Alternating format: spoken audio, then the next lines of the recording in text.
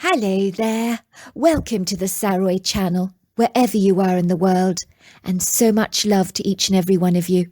For those of you that like to get to the juicy story where you have the straightforward Bigfoot encounter, well, I've got that for you on this channel right now.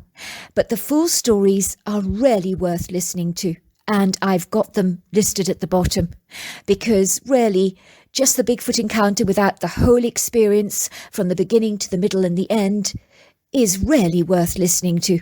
But if you just want to get to the juicy encounter that people have sent in to me, by all means, here are a few examples of them right now on my channel. So get straight into the business, shall we? And let's get started. Suddenly I heard the heavy footsteps in the woods that sounded like they were of an enormous human being. But in my irrational, fearful state, I perceived that the deranged the farm worker had seen me entering the woods and was now in hot pursuit of me. I just lay on the ground, very, very still, hardly daring to breathe, as I was scared that he would be able to hear my breath. I was utterly petrified, and my body was frozen in utter terror. The farm worker whistled happily to himself and sat on the ground not far from where I was actually hiding. In that moment, a horrifying thought occurred to me. Was he toying with me because he knew where I was hiding? I was almost sure that this was the case. I peeked through the bush to see if I could get a glimpse of what I thought would be the farm worker and see what he was actually doing. But imagine my surprise and utter consternation when I realized that I was not looking at the farm worker, but a Bigfoot. I could see the creature very clearly, as the moonlight came streaming through, lighting up the dark hair of the creature. I was astounded, amazed, bewildered and shocked all at once. I could hardly believe what I was actually seeing, but there he was, sitting there, yards away from me, larger than life. I knew it was the Bigfoot because of the coverage I'd seen on TV before on a program called Finding Bigfoot. I remember listening to that program with a curious, keen interest, but never really believing that spurious sightings of these creatures were actually real. But there was no mistaking that this was the humanoid ape known as Bigfoot. What else could it possibly be? I think it must have been about 10 foot tall, 900 pounds and 5 feet wide, and it appeared colossal and jumbo in size. In the dusky light, I got a glimpse of the cone-shaped head and the bright red eyeshine. The creature was squatting on the ground eating some strange green leaves, and on the forest floor, and there were also piles of blueberries there that he appeared to be enjoying. He appeared to be wrapping the berries in the leaves and eating them like a sandwich, and clearly enjoying his vegetarian snack, as he kept making appreciative, noises that you make when you enjoy something in your throat. As I lay there, I remember thinking that everything was happening on this night was something out of a movie, because it was so theatrical, but I had no idea that things were about to get a whole lot worse and a whole lot more dramatic. It was like Steven Spielberg production unfolding before my very eyes, only this wasn't fake, it was bone-chillingly real, and I was the leading star in this incredible performance. I could hear the sounds of a car driving towards our home as it carried into the woods. I could hear the excitable voices of my parents and my sisters, who had clearly just come back, as they had vehemently promised that they would not be long, and they had stuck to their words. Suddenly then I heard this loud panting of someone who was out of breath and running very, very fast, and they were running towards the woods in a frantic hurry. Who was this person, I wondered? And to my shock and horror, I realized it was the farm worker from whom I had been desperately trying to escape. Could this nightmare get any worse, I wondered? I suddenly discerned that the farm worker had been hiding out in these woods all along, possibly for many long days, and I'd literally walked straight into the viper's nest, like a bird hanging around a sparrowhawk, simply waiting to be devoured. I imagined he'd been camping out in the woods all this time while spying on my family and waiting for an opportune moment to carry out his duplicitous, scheming attack on me. No wonder the police couldn't find him. He'd been hiding out in our woods all along. Talk about bad luck or blatant stupidity and ignorance on my part, I thought to myself. The worker scooted into the wood, and he was now fully dressed in a pair of khaki pants and a white polo shirt. He was carrying the machete in his hands and a box of tools that he had clearly used to prise open my window with. In those few seconds of horrifying revelation, I was so numb and paralysed with shock that I felt almost emotionally disconnected to the abysmal scene that started to unfold before my very eyes, and literally it happened in seconds, but believe me, those seconds felt like hours, they were that harrowing.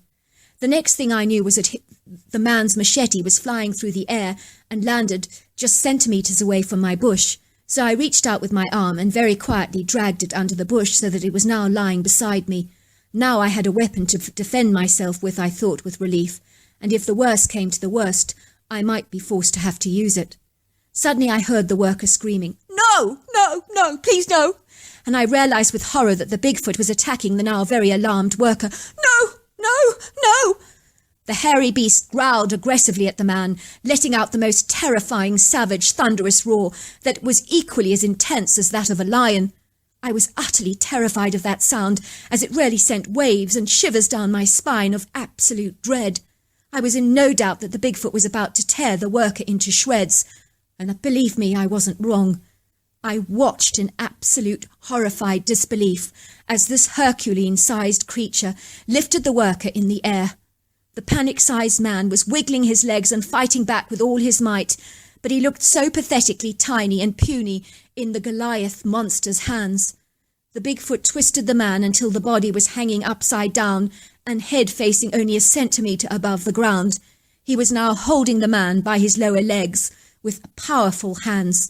He smashed the workman's body and swung it violently like a huge cricket bat, forcefully against the girth of a large tree, hammering and pounding the man until the head literally broke open and splattered apart, and large clumps of blubbery pieces of body fat, brain, skin and connective tissue, as well as large clots of blood, were splattered everywhere, littering the forest floor in a sludgy mess.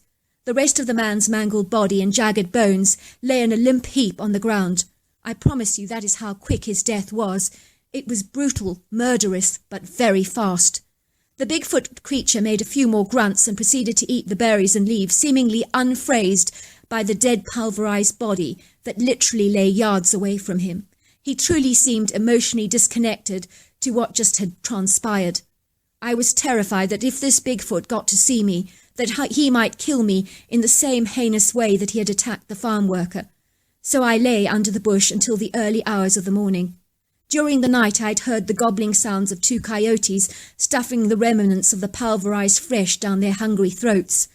After a while, one of the coyotes, I think he got a whiff of my human scent, and then just bolted off. To cut a long story short, both my parents had no idea what had transpired that night, as they thought that I was fast asleep when they returned, and had decided not to disturb me.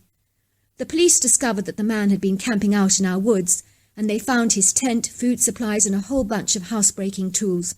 It was believed he was behind the murder of a few more missing women who were presumed dead, but bodies never found. I know I was lucky to escape this evil man, whom they did conclude had psychotic disorders. The police actually said to my father that it was a good thing that the man was now deceased, but they had no idea what had killed him. By the time they recovered his remains, he had pretty much been fully consumed by all the predators. I never told the police that it was a Bigfoot that had actually killed the man. I have no idea whether the Bigfoot would have harmed me or not if he had seen me, but that is something I will never know the answer to. A small part of me hopes that he knew I was hiding under the bush and chose to kill my attacker to protect me. I do hope that that is the case, but I guess I'll never know the answer to that question.